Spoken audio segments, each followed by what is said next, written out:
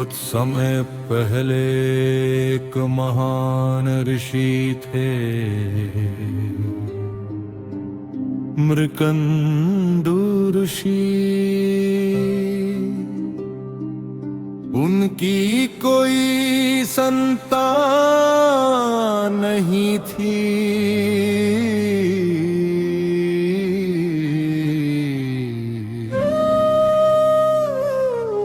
उन्होंने वर्षों तक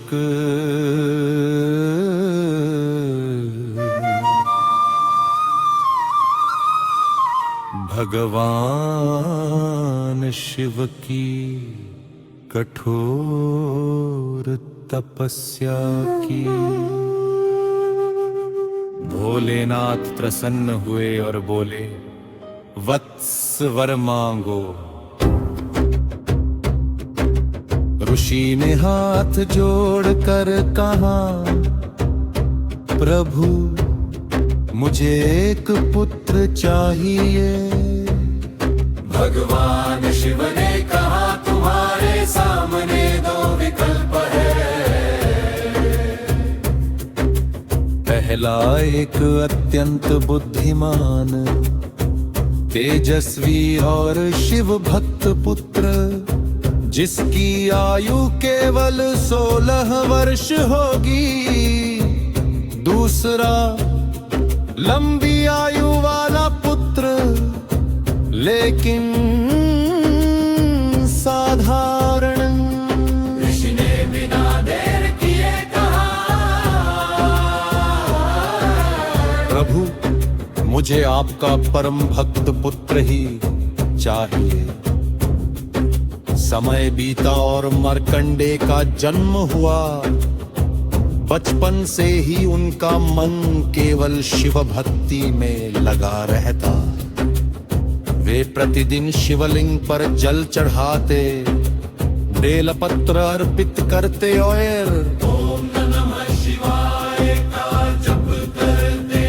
जैसे जैसे उनकी आयु बढ़ी, माता पिता के मन में चिंता भी बढ़ती गई, क्योंकि उन्हें पता था कि 16वें वर्ष के अंतिम दिन उनके पुत्र की आयु समाप्त हो जाएगी।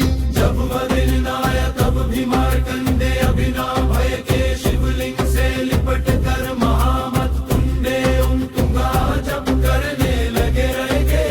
उसी समय यमराज अपने पाश के साथ वहां पहुंचे। उन्होंने कहा, मार्कंडे तुम्हारा समय पूरा हो चुका है। लेकिन बालक ने शिवलिंग को और कसकर पकड़ लिया और पूरे विश्वास से पुकारा, हे महादेव, यदि मेरी भक्ति सच्ची है तो मेरी रक्षा कीजिए। यमराज ने अपना पाश फेंका। पाश मार्कंडे के साथ शिवलिंग पर भी जा पड़ा। उसी क्षण पृथ्वी का फूटी, आकाश में बिजली चमकी। शिवलिंग से दिव्य प्रकाश निकला और स्वयं महाकाल भगवान शिव प्रकट हुए। तीसरी आंख का तेज देख कर यमराज भी कांप उठे। भगवान शिव ने गर्जना की, मेरे भक्त को छूने का साहस कैसे किया। महाकाल ने यमराज को रोक दिया और कहा, जो सच्चे मन से मेरी शरण में आता है उस पर मृत्यु भी अधिकार नहीं जमा सकती। फिर शिव जी ने मार्कंडे को अमरत्व का आशीर्वाद दिया और कहा, वत्स तुम सदा युवा रहोगे। युगों युगों तक मेरी भक्ति का संदेश संसार को देते रहोगे। उस दिन से भगवान शिव महाकाल और मृत्युंजय नाम से भी पूजे जाने लगे। इस कथा कथा का संदेश है कि सच्ची श्रद्धा, अटूट विश्वास और भोलेनाथ की भक्ति से सबसे बड़ा भय भी समाप्त हो सकता है। भगवान शिव ने कहा तुम्हारे सामने दो विकल्प है।